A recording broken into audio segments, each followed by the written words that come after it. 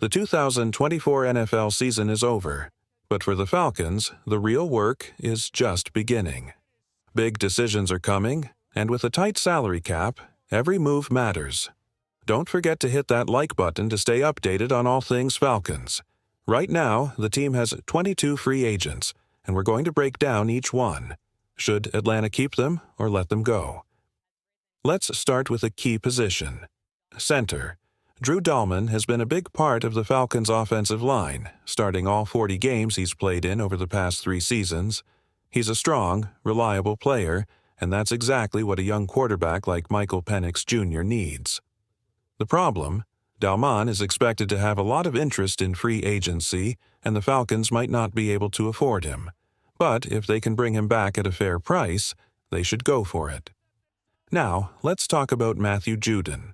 The Falcons traded for him last season, hoping he would improve their pass rush. He wasn't terrible, 4 sacks in 7 games, but the team still struggled to pressure quarterbacks. Atlanta finished near the bottom of the league in sacks, so it's clear the move didn't work as planned. Now, Judon is entering free agency, and the Falcons have a decision to make.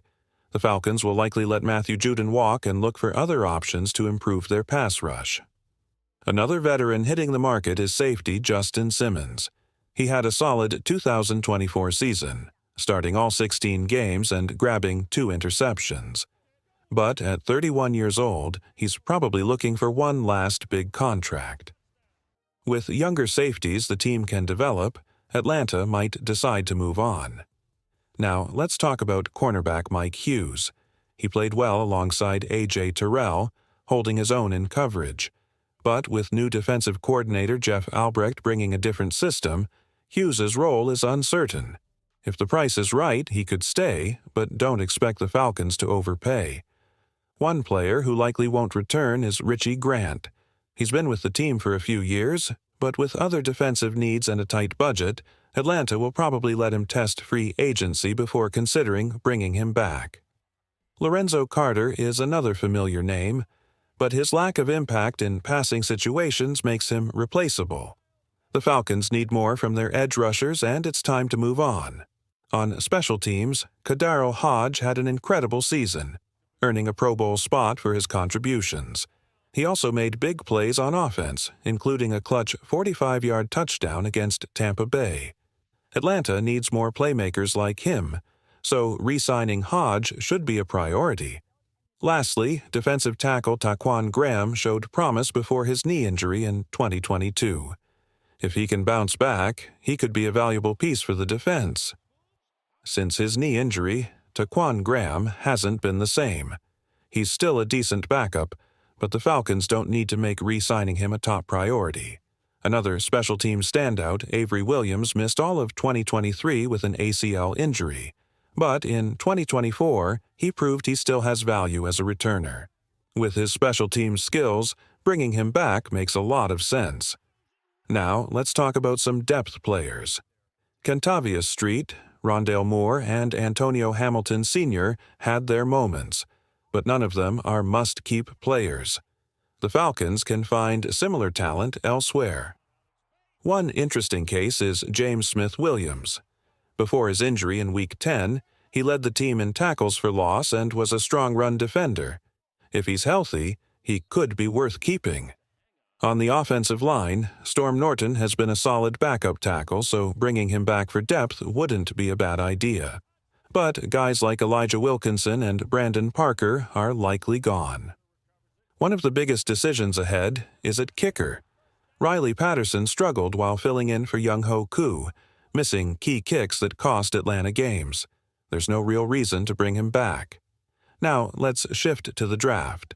According to The Athletic's Nick Baumgardner, the Falcons are projected to pick Texas A&M edge rusher Shamar Stewart at number 15 in the first round.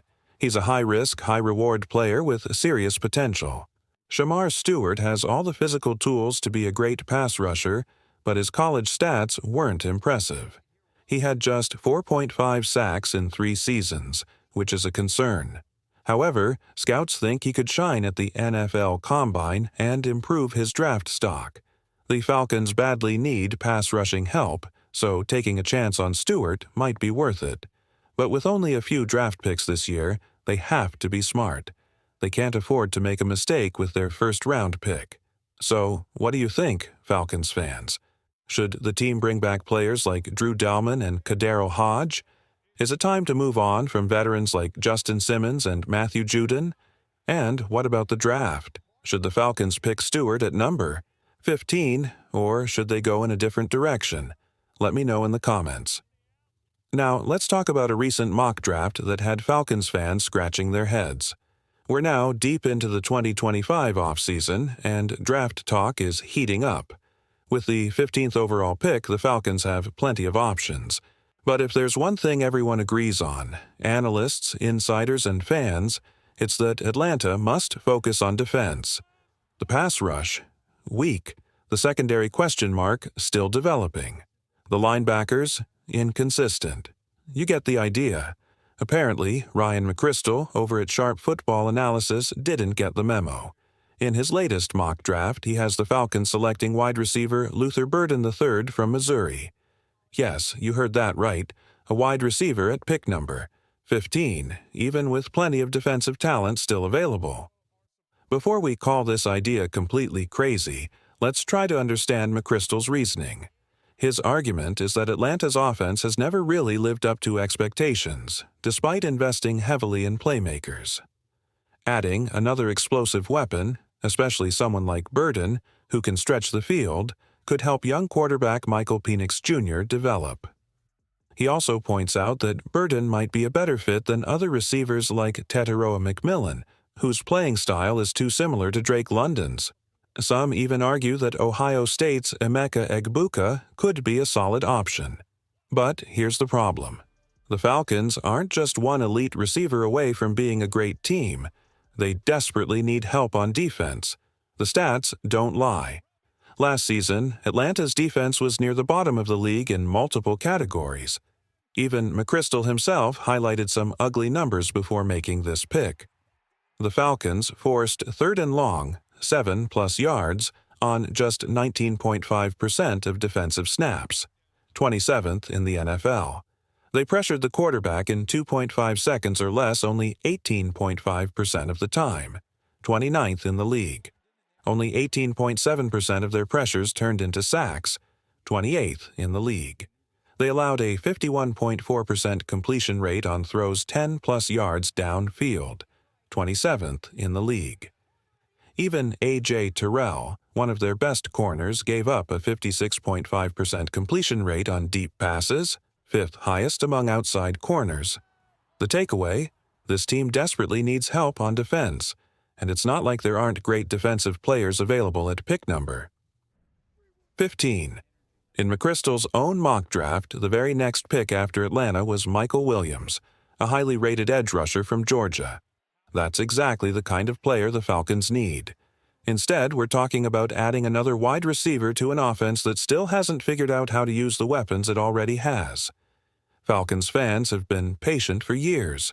We've watched this team struggle with the same problems over and over. No pass rush, an inconsistent secondary, linebackers who can't keep up.